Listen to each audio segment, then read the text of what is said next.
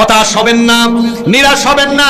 জাকারিয়া আলাইহিস সালামের কথা বলছি, তিনিও বুড়া হয়ে গিয়েছেন, তার স্ত্রী বৃদ্ধা, তার স্ত্রীও বন্ধা ছিলেন, তার স্ত্রীর সন্তান হওয়ার কথা ছিল না। জাকারিয়া আলাইহিস সালামের নাম আপনারা জানেন কিনা? তিনি ছিলেন মারিয়াম আলাইহিস সালামের খালু। মারিয়াম হচ্ছেন পৃথিবীর শ্রেষ্ঠ নারীদের মধ্যে অন্যতম। কোরআনে কারিমে তার নামে একটা সূরাও আছে না নাই? ইমরানের স্ত্রী নিয়ত করেছিলেন, মান্নত করেছিলেন, তার সন্তান যদি হয় আল্লাহর পথে উৎসর্গ করবেন। মনে মনে ভেবেছিলেন ছেলে হবে, কিন্তু হয়ে গেছে মেয়ে। হওয়ার পর তারা বললেন হায় হায় হায়, আমার তো মেয়ে হয়ে গিয়েছে। আল্লাহ বললেন লাইসা যাকারু কাল উনসা, মেয়ের চাইতেও এই কন্যা ভালো। এরপরে তারা এই কন্যা সন্তানকে বাইতুল মুকাদ্দাস মসজিদে আকসার মধ্যে বড় হওয়ার জন্য সেখানে দিলেন। তার দায়িত্ব পেয়ে গেলেন তার খালু জাকারিয়া আলাইহিস সালাম। জাকারিয়া আলাইহিস সালাম তার দেখাশোনা করতে লাগলেন। মারিয়াম আলাইহিস সালাম একটু বড় হলেন। জাকারিয়া আলাইহিস সালাম যখন মারিয়ামের কামরায় যেতেন, দেখতেন কি ব্যাপার, এত ফলমূল, এত খাবার দাবার। আর আশ্চর্যের ব্যাপার হলো সিজন ছাড়া ফলমূল, যেমন এখন কি আমের সিজন, কিন্তু আম, যদি আম পাওয়া যায় এটা কি বিস্ময়কর হবে না? তিনি গিয়ে দেখলেন মারিয়ামের ঘরে বেসিজনের ফল, সিজনের ফল বেসিজনে, এত খাবার দাবার। জিজ্ঞেস করলেন, শুনেন কোরআন থেকে শোনাই, সূরা আলে ইমরানের 37 নম্বর আয়াত থেকে শোনাচ্ছি। কুল্লামা দাখালা আলাইহা যাকারিয়াল মিহরাব ওয়াজাদা ইনদাহা রিজকা, যখনই জাকারিয়া মারিয়ামের ঘরে যেতেন সেখানেই তিনি অনেক খাদ্য সামগ্রী দেখতেন। মারিয়ামকে জিজ্ঞেস করলেন, ক্বালা ইয়া মারইয়ামু আন্নী লাকি হাযা, ক্বালাত হুয়া মিন ইনদিল্লাহ। তিনি বললেন মারিয়াম, তোমার ঘরে এত খাবার দাবার কোথা থেকে আসে? মারিয়াম বললেন হুয়া মিন ইনদিল্লাহ, এগুলো যার নিকট থেকে আসে তিনি কে? তিনি বললেন ইন্নাল্লাহা ইয়ারযুকু মান ইয়াশাউ বিগাইরি হিসাব, আল্লাহ যাকে চান তাকে বেহিসাবি রিজিক দান করেন। জাকারিয়া আলাইহিস সালাম ওই ঘরে থাকাকালীন অবাক হয়ে গেলেন। তিনি বললেন সিজন ছাড়াও যিনি মানুষের ঘরে সিজনের ফল বেসিজনে দিতে পারেন, তো আমি বুড়া হয়ে গেছি, আমার স্ত্রীও বৃদ্ধা, আমার স্ত্রী বন্ধা, আমাদেরকেও এই অসময়ে আল্লাহ চাইলে সন্তান দিতে পারেন কিনা? ওখানেই তিনি নামাজরত অবস্থায় দেখেন সন্তানের জন্য এদিকে ওদিকে দৌড়াইয়েন না। জাকারিয়া কি করেছেন শুনেন, দাঁড়িয়ে গেলেন নামাজে। হুনাদিকা দাআ জাকারিয়া রাব্বাহু, সেখানেই তিনি দোয়া করলেন। কি সুন্দর দোয়া, রব্বি হাবলি মিন লাদুনকা যুররিয়াতান তাইয়্যিবা, হে আল্লাহ তোমার তরফ থেকে আমাকে পবিত্র সন্তান দাও। আল্লাহু আকবার। তিনি নামাজে দাঁড়ালেন, দোয়া করেন রব্বি লা তাযরনি ফারদান ওয়া আনতা খায়রুল ওয়ারিসিন, আল্লাহ আমাকে উত্তরাধিকারহীন করে দিও না, আমাকে উত্তরাধিকার দান করো। তিনি যখন আল্লাহর কাছে রহমতের আশা করে সন্তান চাইলেন, তাকে ইয়াহইয়ার সুসংবাদ তিনি দিলেন। তিনি কি? সুতরাং সন্তান না হলে তাবিজের পিছনে দৌড়াইয়েন না।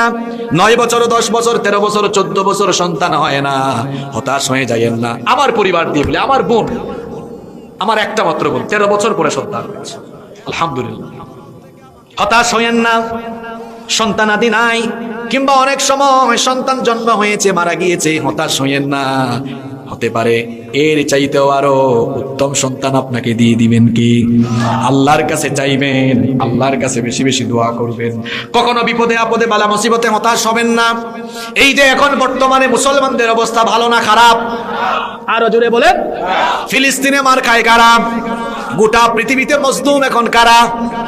অসুবিধা নাই, অসুবিধা নাই, হতাশ হইয়েন না। মুসা নবীর উম্মতের উপরে ফেরাউন যখন অত্যধিক পরিমাণ জুলুম নির্যাতন বাড়িয়ে দিল, আল্লাহ তাআলা মুসা নবীকে বললেন তোমার উম্মত নিয়ে মিশর ছেড়ে তুমি চলে যাও। মিশর থেকে হিজরত করার জন্য তিনি তার উম্মত নিয়ে যখন মিশর থেকে রওনা হলেন, পথ চলতে চলতে চলতে চলতে দিনের বেলা তারা লোহিত সাগরের সামনে পৌঁছালেন। এই খবর ফেরাউনের কানে চলে গেল। ফেরাউন তার বাহিনী নিয়ে মুসা নবীর উম্মতকে ধরার জন্য পিছনে পিছনে চলে আসতেছে। মুসা নবীর উম্মত লোহিত সাগরের সামনে দাঁড়িয়ে চিন্তা করছেন সাগর কেমনে পার হবেন। হঠাৎ করে পিছনে তাকায় দেখেন ফেরাউনের বাহিনী। মুসা নবীর উম্মত তখন বললেন হায় হায় হায়, সামনে সাগর, সামনে গেলেও মারা যাব, পিছনে ফেরাউনের বাহিনী, পিছনে গেলেও মারা যাব, কোন দিকে আমরা যাব? মুসা নবীর উম্মত হতাশ, কিন্তু মুসা নবী হতাশ হলেন না। তিনি তখন বললেন কাল্লা ইন্না মাইয়া রব্বি সায়াহদিন। ঈমান কারে কই এখান থেকে শিখে। তিনি বললেন আমার উম্মত কাল্লা, কখনো নয়, ইন্নামা ইয়া রাব্বি সায়াহদিন। তোমরা পথ খুঁজে পাচ্ছ না, দেখতেছো সামনে গেলেও মরণ, পিছনে গেলেও মরণ, আর আমি অনুভব করছি আমার আল্লাহ আমাদেরকে পথ দেখায়া দিবেন।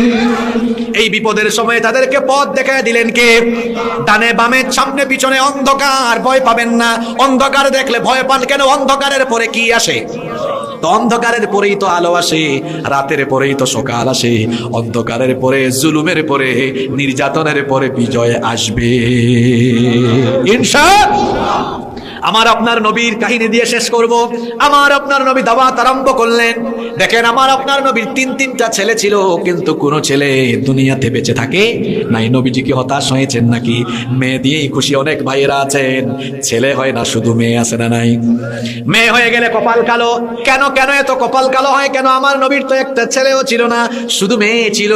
আর এই মেয়ের বংশ থেকে কি ভবিষ্যৎ, কি উত্তরাধিকার আসলো দেখেন।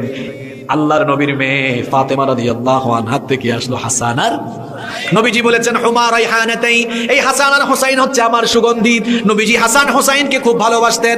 আপনার শুধু মেয়ে ছেলে হয় না, মন খারাপ করেন কেন?